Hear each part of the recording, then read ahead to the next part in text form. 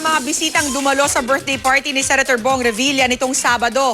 Present din sa celebration ng kanyang bagong leading lady sa pelikula na si Sam Pinto. Makichika tayo kay Lars Santiago. Nagbiro si Senator Ramon Bong Revilla Jr. na pakiramdam niya ay bumata siya dahil sa bago niyang leading lady na si Sam Pinto. Lahat halos ng makakita kay Sam ay nagsasabing sa ganda nito ay bagay na bagay siyang maging katambal ng malaking bituin na tulad ni Bong. Nag-suggest din, GMA mismo.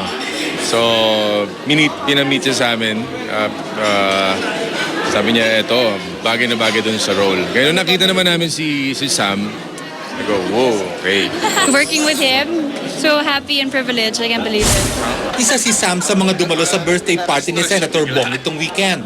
Sa party, dumating ang mga kaibigan ni Bong sa politika at sa showbiz. Nakipagsaya rin sina GMA Films President Annette Gozon Abrugar, GMA Vice President for Program Management, Joey Abacan, at si Jillian Ward na kasama rin sa cast ng Agimat ni Enteng.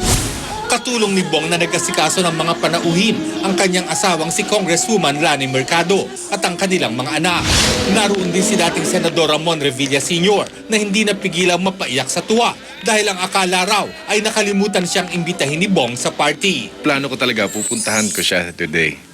Sabi ng daddy ko, hindi ako pupunta sa birthday ni Bong kung hindi niya ako susunduin. Akala niya nakalimutan mo. Ay, ginawa ko, sinundo ko pa siya sa Cavite.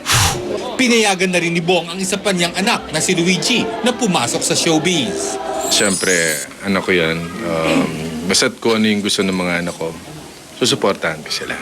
Paghilig yan ng bata, kahit anong itago mo, paghilig yun, pupunta, dun din pupunta ang bata. So, explore, hanapin niya kung saan siya mag-excel.